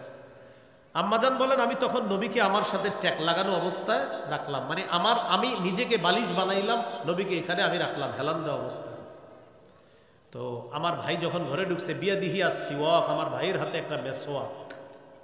নবীজি খালি মেসওয়াকটার দিকে তাকায়। আয়েশা সিদ্দিকা রাদিয়াল্লাহু তাআলা আনহা বললেন, আখুযুহু লাকা, হুজুর আমি কি মেসওয়াকটা আপনাকে এনে দিব? আশারা বিরাসিহি, নাম। কথা বলতে কষ্ট হচ্ছিল, মাথা নাড়িয়ে বললেন, হ্যাঁ মেসওয়াকটা দাও। আমি মেসওয়াকটা নিলাম, ফাতানাওয়ালতুহু, নবীজিকে দিলাম। ফাশতাদ্দা আলাই, নবীজি মেসওয়াক করতে কষ্ট হচ্ছে। কেন? মেসওয়াকের দুইটা পাশ থাকে, এক পাশ নরম হতে হয়, তো নরম হতে হবে যে অংশটা, এটা নরম না, নবীজি নরম করতে কষ্ট হচ্ছে। আমি বললাম নবীজিকে, উলাইয়িনুহু লাকা, হুজুর আমি কি মেসওয়াকটা নরম করে দিব? মাথা নাড়িয়ে বললেন হ্যাঁ। ফালাইয়ানতুহু, আমি মেসওয়াক নরম করলাম। আমি যখন মেসওয়াক নরম করলাম, আমার থুতু মেসওয়াকে লেগেছে। এবার নবী ওই নরম অংশ দিয়ে মেসওয়াক করার কারণে নবীর থুতু ও মেসওয়াকে লেগেছে। মেসওয়াক নামক সুন্নাহের বরকতে আমার আর নবীর থুতু আল্লাহ এক করে দিয়েছে। এই জন্য মেসওয়াক করবেন, 3 জায়গায় মেসওয়াক রাখবেন। শিক্ষিত মানুষ আপনারা, কর্মস্থল আছে আপনাদের, বাসা আছে, গাড়ি আছে, গাড়ি বাড়ি কর্মস্থল, 3 জায়গায় মেসওয়াক থাকবে। গাড়ি বাড়ি কর্মস্থল, গাড়িতে থাকবে, বাড়িতে থাকবে, কর্মস্থলে থাকবে। আপনাদের মনে প্রশ্ন এসে যাবে, আপনার গাড়িতে আছে কিনা? আমি যেখানে বসি সামনে তাকান, এখনই গিয়ে খুঁজবেন, নিবেন না, দেখবেন 3টা মেসওয়াক আছে। নেওয়া যাবে না, এখন আমি 3টা দিয়ে করি। তো মেসওয়াক আপনি মানে বলতে পারেন যে আপনি দেখি পরীক্ষা করে, আজকে আপনারা পরীক্ষা করে এখনই করেন, কেউ যান, যাওয়ার পর আমি যেখানে বসি ঠিক ওটার সামনে দেখবেন, ওটার পিছনে 3টা মেসওয়াক রাখা আছে। বাড়িতে মেসওয়াক রাখবেন, গাড়িতে রাখবেন, কর্মস্থলে মেসওয়াক রাখবেন, 3 জায়গায় মেসওয়াক রাখবেন। নবীজি সাল্লাল্লাহু আলাইহি সাল্লাম বাহির থেকে ঘরে গিয়ে সর্বপ্রথম মেসওয়াক করতেন, এরপর অন্যান্য কাজ করতেন। আমার মেসওয়াক সম্পর্কে শুধু একটা ওয়াজ আছে, ওদের কাছে আছে শুধু মেসওয়াক, শুধু মেসওয়াকের উপর একটা ওয়াজ আছে, শুধু মেসওয়াক। আপনাদের কাছে আমার আবদার থাকবে, এই ওয়াজটা একটু শুনে নেবেন, তখন বুঝতে পারবেন যে আমাদের কতটা নিত্যদিনের সাথী হলো মেসওয়াক। তো যাই হোক, আমাদের আলোচ্য বিষয় এটা না, আলোচ্য বিষয়ে থাকি আমরা। নবীজি সাল্লাল্লাহু আলাইহি সাল্লাম মেসওয়াক করলেন। আয়েশা সিদ্দিকা রাদিয়াল্লাহু তাআলা আনহা নবীজি সাল্লাল্লাহু আলাইহি সাল্লামকে নরম করে দিলেন, নবীজি মেসওয়াক করলেন। পরে যেটা নবীজি বললেন সামনে একটা পানির মশক আছে, ওইটার মধ্যে হাত ঢুকায়া এরকম করলেন, ইয়ামসাহু বিহি ওয়াজহা, চেহারা মুছতে লাগলেন আর বলতে লাগলেন, আশা ইন্নালিল মাউতি সাকারাত, মৃত্যুর খুব যন্ত্রণা। কি বললেন? মৃত্যুর। ভাই এই কথাটা কয়েকবার স্মরণ করা দরকার আমার আপনার। নবীজি বললেন, আশা ইন্নালিল মাউতি সাকারাত, আশা মৃত্যুর খুব যন্ত্রণা। নাসাবা ইয়াদাহু, হাতটা উপরে উঠাইলেন। নবীজি ওই সময় বলেছেন মৃত্যুর আগে, লা ইলাহা ইল্লাল্লাহ আল্লাহুম্মা ফির রাফিকিল আ'লা। এটা বলার পর মালাত ইয়াদুহু, হাতটা জমিনে পড়ে গেছে। আম্মাজান বুঝতে পারলেন নবীজি দুনিয়া থেকে বিদায় নিয়েছে। তো আমি যেটা বলা উদ্দেশ্য আপনাদেরকে, নবীজি কি বললেন? মৃত্যুর কি আছে? যন্ত্রণা আছে। নবী ইহুদি সহ ইমানদার বেঈমান সারা দুনিয়াবাসীকে আপনি জানায়া দেন, ওই যে আমাদের যেটা সূরা আল ইমরান 185 নম্বর আয়াত, কুল্লু নাফসিন যায়িকাতুল মাউত, প্রত্যেকটা নফস মৃত্যুর স্বাদ গ্রহণ করবে। এখানে একটা লক্ষণীয় বিষয়, আমি নবীজির মৃত্যুর যে ঘটনাটা শোনাইলাম আপনাদেরকে, এটা বুখারীর বর্ণনা। আমাদের রাসূল সাল্লাল্লাহু আলাইহি সাল্লাম, আমাদের নবী, শ্রেষ্ঠ নবী, পবিত্র নবী, সবচেয়ে পবিত্র, সবচেয়ে শ্রেষ্ঠ, তার ব্যাপারে, তার মৃত্যুকে কেন্দ্র করে কিছু ঘটনা শোনানো হয় আপনাদেরকে। এটা হয়তো অসতর্কতা বশত কোনো বইয়ের মধ্যে চলে এসেছে, আর ওই বইয়ের মধ্যে পড়ার কারণে কেউ হয়তো মাইকে বই বলে ফেলেছে, আর এটা হয়তো আপনার পাবলিশড হয়ে গেছে, আর আপনারাও এটা শুনে শুনে বিশ্বাস করে নিয়েছেন। সেই ঘটনাটি হলো এমন, মালাকুল মাউত নবীজির কাছে আসছে, একজন গ্রাম্য ব্যক্তির রূপ ধারণ করে আসছে। আসার পর আল্লাহর কাছে অনুমতি চাইছে, আমি কি যাব নবীর কাছে, ঠিক না? এরকম বারবার কেসে আর আসছে। টোটাল ঘটনাটা জাল ঘটনা। কি ঘটনা? হ্যাঁ, জাল বর্ণনা। এটা আমি জানি, শুনছেন আপনারা, চোখের পানিও ফেলেছেন। বলেন আব্দুল মুনঈম, বলেন আব্দুল মুনঈম ইবনে ইদ্রিস নামক জনৈক ব্যক্তি এই জাল বর্ণনাটি দুনিয়াতে ছড়িয়ে দিয়েছে। আব্দুল মুনঈম ইবনে ইদ্রিস নামক এক ব্যক্তি এই জাল ঘটনাটা দুনিয়াতে ছড়াইছে। আস্তে আস্তে হয়তো আমাদের বাংলাদেশের কোনো বাংলা বইয়ে চলে আসছে, এখন এটা হয়তো কেউ পড়ছে, পড়ার পর এরকম মাইকেও বলে ফেলছে সুন্দরভাবে, আপনারা গ্রহণ করে নিয়েছেন। তো যাই হোক, এটা অসতর্কতা বশত আলোচকের থেকেও হয়েছে, আমাদের দ্বারাও এটা অসতর্কতা বশত, আমরা তো জানি না, শ্রোতাদের অনেকে। তো এই জন্যই ঘটনাটি ভাই জাল ঘটনা। মালাকুল মাউত আইসা এরকম গ্রাম্য ব্যক্তি রূপ ধারণ করছে, নবীর কাছে অনুমতি চাওয়া, আল্লাহর কাছে, এটা পুরাটা জাল ঘটনা। আরেকটা বিশুদ্ধ ঘটনা আছে, এটা শুনছেন আপনারা, সেটা হলো মুসা নবী মালাকুল মাউতকে থাপ্পড় দিচ্ছে, শুনছেন না? এটা বুখারীর বর্ণনা, এটা সঠিক ঘটনা। আবার এগুলাকে কেন্দ্র করে আরেকটা ভিত্তিহীন ঘটনা শুনছেন, দেখছেন? মানে ওই সঠিকটা বলতে গিয়ে আবার ভিত্তিহীন বলে ফেলে একটা। সেটা কি? ফাতেমা রাদিয়াল্লাহু তাআলা আনহা ইন্তেকাল করছে, করার পর তাকে কবরে রাখছে। রাখার পর আবু যর গিফারি কবরকে লক্ষ্য করে বলছে, কবর জানো তোমাকে, তোমার মাঝে কাকে রেখে গেলাম? কবর, এই দেখছেন ওনারাও জানে, এটা মুখস্থ বলে ফেলতেছে। তো বলতেছে, কবর কোনো জবাব দেয় না। তখন কবরকে বলল, কবর হযরত আলীর স্ত্রীকে রেখে যাচ্ছি। কবর জবাব দেয় না, ভিত্তিহীন বর্ণনা। পরে বলছে, কবর হাসান হুসাইনের মাকে রেখে গেলাম। কবর জবাব দেয় না, ভিত্তিহীন বর্ণনা। পরে বলছে, কবর মুহাম্মদ সাল্লাল্লাহু আলাইহি সাল্লামের কন্যাকে রেখে গেলাম। কবর জবাব দিছে। তারপরে কি জবাব দিছে? ওই যাই হোক, লম্বা হিস্টোরি, আমার তো এটা বলাই দরকার নেই, আর কি কম, পুরাটা ভিত্তিহীন বর্ণনা। সাহাবী আবু যর গিফারি, ওনার কি দরকার কবর এটা বলা, আর কবরের বা কি দরকার এটা বলা? হ্যাঁ, অথচ বুখারীতে আছে, সহিহ বুখারীর 2753 নম্বর হাদিস, 2753, নবীজি বলেছেন, ইয়া আব্বাস ইবনে আব্দুল মুত্তালিব, ও আমার চাচা আব্বাস, আপনি নিজে নিজের আগুন থেকে বাঁচান। লা উগনি আনকা মিনাল্লাহি শাইআ, আমি আল্লাহর আযাবের মোকাবেলায় আপনার কোনো উপকার করব না। ইয়া সফিয়া আম্মাতা রাসূলিল্লাহি সাল্লাল্লাহু আলাইহি সাল্লাম, ও আমার ফুফু সফিয়া, আপনি নিজের আগুন থেকে বাঁচান, আমি কিন্তু লা উগনি আনকি মিনাল্লাহি শাইআ, আযাবের মোকাবেলায় আপনার কোনো উপকার করব না। সর্বশেষ বলছে, ইয়া ফাতিমা বিনতা মুহাম্মাদিন সাল্লাল্লাহু আলাইহি সাল্লাম, ও মুহাম্মদ সাল্লাল্লাহু আলাইহি সাল্লামের কন্যা ফাতেমা, আগুন থেকে বাঁচাও। লা উগনি আনকি মিনাল্লাহি শাইআ, আল্লাহর আযাবের মোকাবেলায় আমি তোমার কোনো উপকার করব না। এটা নবী অত সুন্দর করে বলে গিয়েছেন, তো কবরে এই কথা বলা কি দরকার সাহাবীর? তাহলে এটা কি বর্ণনা? ভিত্তিহীন। তো আমাদের নবী মিসওয়াক করছেন, বলছে মৃত্যুর খুব যন্ত্রণা, এটা বিশুদ্ধ বর্ণনা। মুসা নবী মালাকুল মাউতকে থাপ্পড় দিয়েছেন, এটা বিশুদ্ধ বর্ণনা। মালাকুল মাউত গ্রাম্য ব্যক্তি রূপ ধারণ করছে, নবীর সামনে আসছে, এটা জাল বর্ণনা। ফাতেমা রাদিয়াল্লাহু তাআলা আনহাকে কবরে রাইখা আবু যর গিফারি কথা বলছে, এটা ভিত্তিহীন বর্ণনা। তাহলে ভিত্তিহীনগুলো আমরা ফেলে দিব, সঠিকগুলো আমরা গ্রহণ করব। আর ফাতেমা রাদিয়াল্লাহু তাআলা আনহার ইন্তেকালের ব্যাপারে সঠিক বর্ণনা আছে বুখারীতে।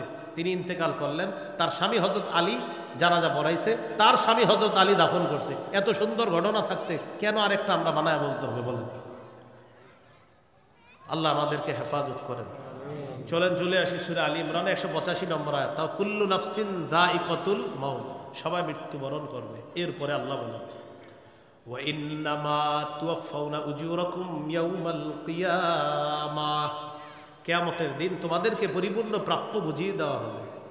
ফামান যুহজিহা আনিন নার, যাকে জাহান্নাম থেকে মুক্ত করা হবে, ওয়া উদখিলাল জান্নাহ, এবং জান্নাতে প্রবেশ করানো হবে, ফাকাদ ফাজ, সে সফল হয়ে যাবে। সুবহানাল্লাহ। তাহলে একটু আমরা বলি, বলার পরে গুরুত্বপূর্ণ কিছু কথা বলবো। বলেন, যাকে জাহান্নাম থেকে মুক্ত করা হবে, জান্নাতে প্রবেশ করানো হবে, সেই সবচেয়ে সফল। এটা আল্লাহ জানায় দিলেন সূরা আলী ইমরান 185 নম্বর আয়াত। এটা হলো আজকে আমাদের আলোচনার সর্বশেষ আয়াত। জাহান্নাম থেকে মুক্ত হয়ে জান্নাতে যাইতে সবাই তো রাজি আছি ইনশাআল্লাহ। সামনে আমাদের একটা পবিত্র মাস আসতেছে মুসলমানের জন্য। কি মাস? রমজান। একটু আমার সাথে বলেন, বলেন নবীজি বলেছেন রোজা জাহান্নাম থেকে বাঁচার ঢাল, যতক্ষণ এটাকে ছিদ্র করা না হবে। রোজা নামক ঢাল দুটি অপরাধে ছিদ্র হয়, গীবত, মিথ্যা। আশ্চর্যের বিষয় হলো, বলেন, গীবত এবং মিথ্যা এই দুটি অপরাধ জিহ্বা দিয়ে সংগঠিত হয়। অতএব আজকে থেকেই জিহ্বায় তালা মারতে হবে। আবার বলি, জাহান্নাম থেকে মুক্ত হয়ে কোথায় যাব? জান্নাতে। সামনে কি মাস? রমজানের রোজা জাহান্নাম থেকে বাঁচার ঢাল। কি না করলে ছিদ্র। ছিদ্র হয় কয় অপরাধে? কি কি? মিথ্যা, গীবত। মিথ্যা গীবত হয় কি দিয়ে? জিহ্বা দিয়ে। তিরমিজির হাদিস 2406 নম্বর হাদিস। উকবা ইবনে আমির রাদিয়াল্লাহু তাআলা রাসূল সাল্লাল্লাহু আলাইহি সাল্লামকে জিজ্ঞাসা করলেন, মান নাজাত, হুজুর মুক্তির উপায় কি? নবীজি বললেন মুক্তির উপায় তিনটা। এক নাম্বার, আমসিক আলাইকা লিসানাক, তুমি তোমার জিহ্বা সংযত করবা। এক নাম্বার, এই জিহ্বা মুক্তির উপায়, এটা এক নাম্বার। জিহ্বা বিপজ্জনক, এটা মানুষকে বিপদে ফেলে। আমাদের নিকট অতীতে আমাদের দেশেও ঘটনা ঘটছে যে জিহ্বা এমন বিপদে ফেলাইছে মানুষকে, এক কথায় সাজানো সংসার তছনছ। তো এই হলো আপনার জিহ্বা, এটা ভয়ঙ্কর। দুই নাম্বার, লিয়াসাকা বাইতুকা, তোমার ঘর যেন তোমার জন্য প্রশস্ত হয়। কাজে আছেন, কাজে থাকবেন, কাজ শেষ ঘরে চলে যাবেন, আড্ডাবাজি করা যাবে না। নবীজি বললেন তোমার ঘর যেন তোমার জন্য প্রশস্ত হয়। আপনার স্ত্রী আপনাকে ফোন দিয়েছে, আপনি কোথায়? আপনি বললেন বন্ধুদের সাথে। 6টায় বাসায় যাওয়ার কথা, 10টা বেজে গেছে, আপনি বাসায় যান নাই। 4 ঘন্টা আপনি কোথায় ছিলেন? এই জন্য নবীজি বলছেন ঘর যেন প্রশস্ত হয়। কাজে আছেন, কাজে থাকেন, কাজ নাই, ঘরে যান। নবীজি বলেন বাসায় থাকো। হুজুর আমার কাজ আছে, তো যাও কাজে যাও। হুজুর কাজ নাই, নবী বলেন বাসায় থাকো। কেন? স্ত্রীর সামনে, সন্তানের সামনে, মা বাবার সামনে যে অপরাধ আপনি করতে পারবেন না, এটা বাহিরে করতে পারবেন, তাদের সামনে পারবেন না। তাই নবী বললেন মুক্তির দ্বিতীয় উপায় বাসায় থাকো, কারণ বাসায় থাকলে হাজারো অপরাধ থেকে বাঁচবা। মুক্তির 3 নাম্বার উপায়, ওয়াবকি আলা খাতিআতিক, গুনাহের কথা স্মরণ করে বেশি বেশি কান্নাকাটি করো। তাহলে 1 নাম্বার বলছি জিহ্বা। আর আমরা জানলাম জিহ্বা দিয়ে গীবত শেখায়ত হয়, আর গীবত আর মিথ্যা হয়। এটা হওয়ার কারণে রোজা ছিদ্র হয়, আর রোজা ছিদ্র হইলে জাহান্নামের ঢাল আর সঠিক থাকলো না। জাহান্নাম থেকে বাঁচার জন্য ঢাল হলো রোজা। এই রোজা ছিদ্র হয় দুটি অপরাধে, মিথ্যা, গীবত। মিথ্যা গীবত হয় জিহ্বার মাধ্যমে।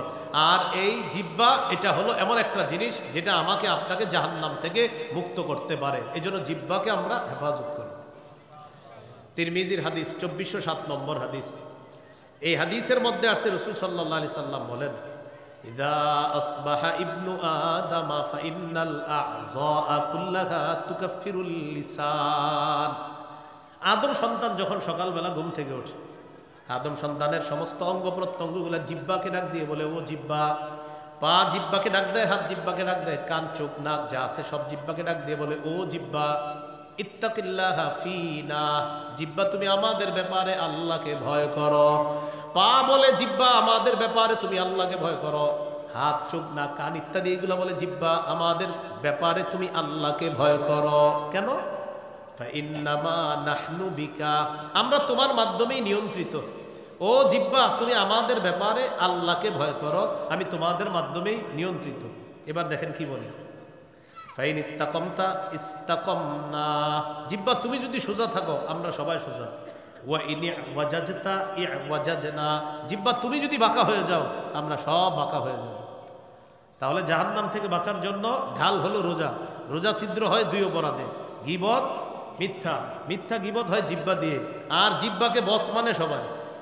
জিহ্বাকে বস মানে সব অঙ্গ, পা বস মানে জিহ্বাকে, হাত, চোখ, নাক, কান সবাই জিহ্বাকে বস মানে। আর বলে জিহ্বা আমরা তোমার দ্বারা নিয়ন্ত্রিত, তুমি আমাদের ব্যাপারে আল্লাহকে ভয় করো। তুমি সোজা আমরাও সোজা, তুমি বাঁকা আমরাও বাঁকা। তিরমিজির হাদিস 2408 নম্বর হাদিস।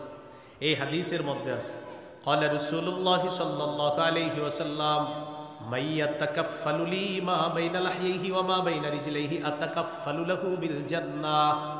রাসূলুল্লাহ সাল্লাল্লাহু আলাইহি সাল্লাম বলেন, যে ব্যক্তি আমাকে তার দুই চোয়ালের মাঝে জিহ্বা আর দুই রানের মাঝে লজ্জাস্থানে নিশ্চয়তা দিবে যে সে গুনাহ করে না, এটা দিয়ে আমি নবী কিয়ামতের দিন তাকে জান্নাতে নেওয়ার জিম্মাদার হয়ে যাব। তিরমিজির 2409 নম্বর হাদিস। قال رسول الله صلى الله عليه وسلم من وقاه الله شر ما بين لحييه وما بين رجليه دخل الجنة। যে ব্যক্তিকে আল্লাহ জিহ্বা এবং লজ্জাস্থানের গুনাহ থেকে হেফাজত করলো সে মরবে আর জান্নাতে প্রবেশ করবে। তিরমিজি 2410 নম্বর হাদিস। সুফিয়ান নামে এক সাহাবী রাসূল সাল্লাল্লাহু আলাইহি সাল্লামকে প্রশ্ন করলেন, হুজুর আমারে এমন একটা বিষয় শিখিয়ে দেন যেটা আমি মজবুতভাবে ধরে রাখতে পারবো। নবীজি বললেন, কুর রব্বি আল্লাহ সুম্মা ইস্তাকিম, তুমি বলো আমার রব আল্লাহ, এটার উপর অটল থাকবা। বলেন রব্বি আল্লাহ রব্বি আল্লাহ রব্বি আল্লাহ, আমার রব আল্লাহ, এই কথার উপর অটল থাকা। সাহাবীকে শিখিয়ে দিলেন তুমি এটা মজবুতভাবে ধরে রাখো যে আমার রব আল্লাহ, এটার উপর অটল থাকবা। এবার সাহাবী বললেন, মা আখওয়াফু মা তাখাফু আলাইয়া ইয়া রাসূলুল্লাহ, হুজুর আমার ব্যাপারে সবচেয়ে বিপজ্জনক মনে করেন কোন বিষয়টা? ফাখাদা বিলিসানি নাফসিহি, নবী নিজের জিহ্বা মুবারক ধরে বললেন, হাজা, এটা এটা এটা তোমার জন্য সবচেয়ে বিপজ্জনক। নবী নিজের জিহ্বা ধরে বললেন, সাহাবী এটা এটা তোমার জন্য সবচেয়ে বিপজ্জনক। এখন আপনাদেরকে খুব সুন্দর একটা হাদিস শোনা, হাদিস তো সবই সুন্দর, এই হাদিসটা মন দিয়ে শুনেন। তিরমিজির 2616 নম্বর হাদিস, 2616। হাদিসের বর্ণনাকারী মুআজ ইবনে জাবাল রাদিয়াল্লাহু তাআলা তিনি বলেন, কুনতু মা রাসূলিল্লাহি সাল্লাল্লাহু আলাইহি সাল্লাম ফি সাফারিন। বাহিরের আওয়াজটা একটু কমায় দেন, ওই যে যেটা বাড়ি খাইতেছি একটু কমায় দেন, হালকা একটু কমায় দেন। মুআজ ইবনে জাবাল রাদিয়াল্লাহু তাআলা আনহু বলেন, আমি রাসূল সাল্লাল্লাহু আলাইহি সাল্লামের সাথে এক সফরে ছিলাম। তো সফর করতে করতে একদিন সকালবেলা নবীর কাছাকাছি আছি আমি। নবীজিকে আমি বললাম, খুব বন্ধেন পুরাটা, আখবিরনি বিআমালিন ইউদখিলুনিল জান্নাহ ওয়া ইউবাইদুনি মিনান নার, আমাকে এমন কিছু আমলের কথা বলেন যে আমল আমাকে জান্নাতে নিবে আর জাহান্নাম থেকে দূরে রাখবে, এমন কিছু আমলের কথা বলেন। রাসূলুল্লাহ সাল্লাল্লাহু আলাইহি সাল্লাম বললেন, লাকাদ সাআলতানি আন আযীম, তুমি আমাকে কঠিন একটা প্রশ্ন করলা। সাহাবীকে বলতেছে, তুমি আমাকে কঠিন একটা প্রশ্ন করছো। ওয়া ইন্নাহু লায়াসিরুন আলা মান ইয়াসসারাহুল্লাহ, তবে এই প্রশ্নটা তার জন্য সহজ যার জন্য আল্লাহ সহজ করে দেন। সাহাবীকে বললেন, তা'বুদুল্লাহ লা তুশরিকু বিহি শাইআ, তুমি আল্লাহর ইবাদত করবা, শিরিক করবা না। দেখেন সবাই এসে গেছে। ওয়া তুকিমুস সালাহ, নামাজ পড়বা, ওয়া তুতিজ যাকাত, যাকাত দিবা, ওয়া তাহুজ্জুল বাইতা, হজ করবা, ওয়া তাসুমু রমাদান, রমজানের রোজা রাখবা। এটা বলার পর নবী বললেন, আলা আদুল্লুকা আলা আবওয়াবিল খাইর, আচ্ছা আমি কি তোমাকে কল্যাণের দরজা সমূহের কথা বলবো না? এবার নবী বললেন, শোনো, কল্যাণের অনেক দরজা, এর মধ্যে উল্লেখযোগ্য কল্যাণের দরজা 3টা। প্রিয় ভাইয়েরা, কল্যাণের দরজা কয়টা? 1, আস-সাওমু জুন্নাহ, 1 নাম্বার কল্যাণের দরজা রোজা রাখা। 2 নাম্বার ওয়াস-সাদাকাতু তুতফিউল খাতিআতা কামা ইউতফিউল মাউন নার, 2 নাম্বার কল্যাণের দরজা সদকা করা। সদকা গুনাহকে এমন ভাবে মিটিয়ে দেয় যেমন পানি আগুনকে নিভিয়ে দেয়। 3 নাম্বার ওয়াসালাতুর রাজুলি ফি জাওফিল লাইল, রাতের বেলা তাহাজ্জুদ পড়া। রাতে কি পড়া? তাহাজ্জুদ পড়া। তাহলে কল্যাণের দরজা কয়টা শিখলাম? 3টা। রোজা, সদকা, তাহাজ্জুদ। রোজা, সদকা, তাহাজ্জুদ। কেউ যদি মনে করেন আমার ঘরে অভাব অনটন লাগছে, বরকত দরকার, রিজিক দরকার, আপনি এই 3 আমল বাড়ায় দেন। রোজা রাখেন, সদকা করেন। হুজুর আমার নিজেরই তো নাই, সদকা করবো কিভাবে? 1 টাকা সদকা করেন, 2 টাকা সদকা করেন, এটা করেন। তাহলে রোজা, সদকা, তাহাজ্জুদ নামাজ পড়েন। এটা বলার পর নবীজি বললেন, আলা উখবিরুকা বিরাসিল আমরি কুল্লিহি ওয়া আমুদিহি ওয়া দিরওয়াতি সানামি। আচ্ছা, আমি কি তোমাকে কোনো বিষয়ের মূল কোনটা, খুঁটি কোনটা, আর চূড়ান্ত শিখর কোনটা এটা বলবো না? নবীজি বললেন, রাসুল আমরি আল ইসলাম। মূলের নাম হলো ইসলাম। ওয়া আমুদুহু আস-সালাহ। খুঁটির নাম হলো নামাজ। ওয়া দিরওয়াতু সানামিহি আল জিহাদ। চূড়ান্ত শিখরের নাম হলো জিহাদ।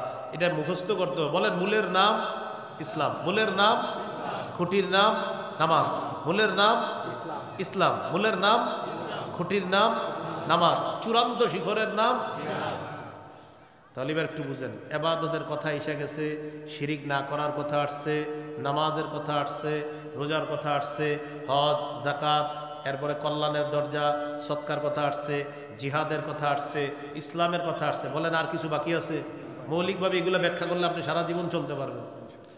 এগুলা বলার পর নবীজি বলেন, শোনো, তোমারে যে তখন ওয়াজ করলাম, আলা আদুল্লুকা আলা মালাকি যালিকা কুল্লিহি, সবগুলার সার নির্যাসটা এটা তোমারে বলবো না? আমি তো তখন ওয়াজ করলাম, সার নির্যাসটা কি তোমাকে বলবো না? সার নির্যাস তো এখনো বলিনি। তো এটাই তো দরকার। কি বলেন? সার নির্যাস দরকার। নবীজি বললেন, মুআজ কুফফা আলাইকা হাযা, এটা হলো সার নির্যাস, এটা নিয়ন্ত্রণ করো। এটা সাহাবী অবাক, হুজুর এটা নিয়ন্ত্রণ মানে? হ্যাঁ, এটা এটা জিহ্বা নিয়ন্ত্রণ করো, সব ঠিক থাকবে। আমি যত ওয়াজ করলাম এই সবগুলো ঠিক থাকবে, এটা যদি নিয়ন্ত্রণ করো, জিহ্বা নিয়ন্ত্রণ। সাহাবী অবাক হয়ে, এতক্ষণ একটা প্রশ্ন করে নাই সাহাবী, কিন্তু এই কথা শুই না প্রশ্ন করে ফেলছে।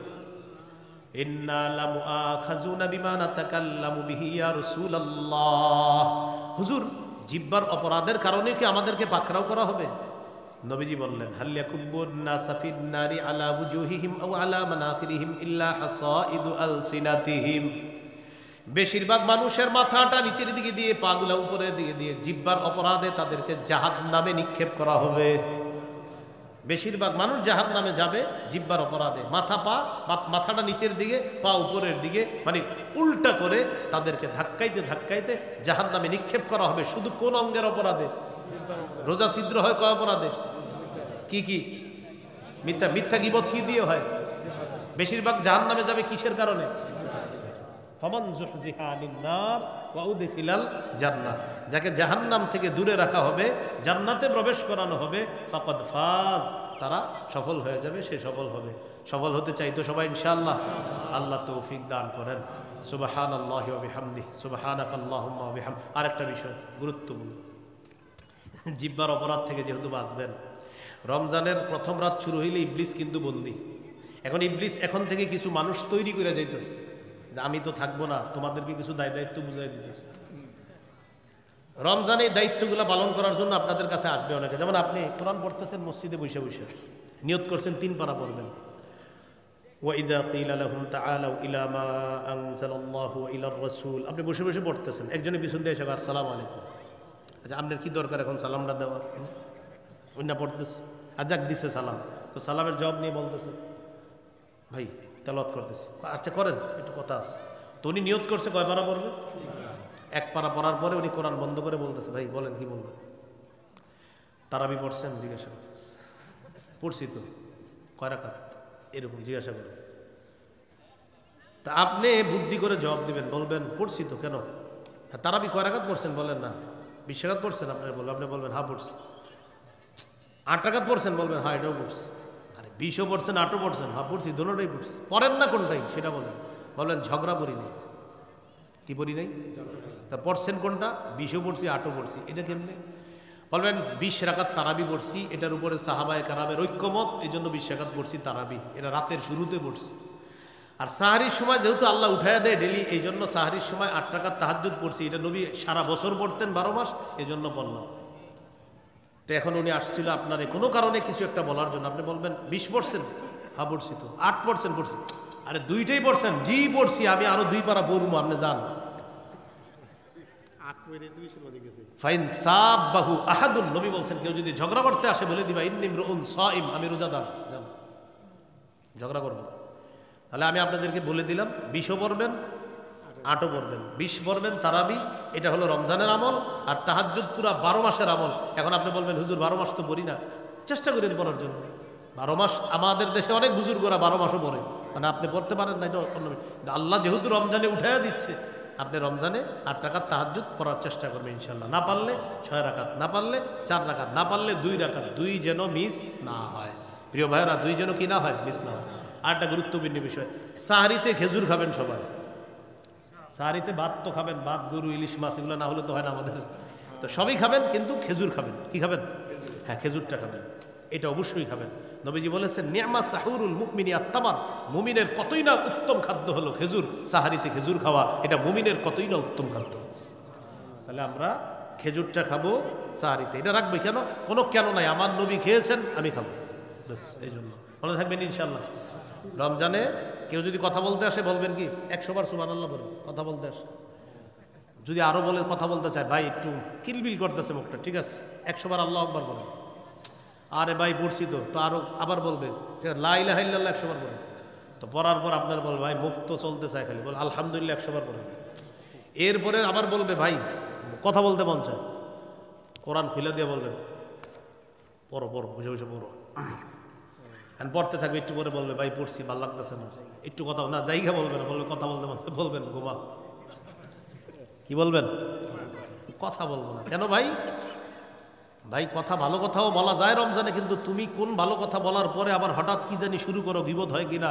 আমরা মূলনীতি শিখছি, রোজা হলো জাহান্নাম থেকে বাঁচার ঢাল, এটা ছিদ্র হয় গীবত আর মিথ্যা দিয়ে, মিথ্যা আর গীবত হয় জিহ্বা দিয়ে। এই জন্য তুমি যেহেতু জিহ্বা চালাইতেছো, সুবহানাল্লাহ দিয়ে চালাও, আল্লাহু আকবার দিয়ে চালাও, আলহামদুলিল্লাহ দিয়ে চালাও, লা ইলাহা ইল্লাল্লাহ দিয়ে চালাও, কোরআন দিয়ে চালাও। ভাই অনর্থক কথার যদি নিয়ত করে থাকো, আল্লাহর রাস্তায় এখান থেকে যাও, না হয় ঘুমায় থাকো, আমি উঠাই দিব তোমারে, যাও, মনে থাকবেন ইনশাআল্লাহ।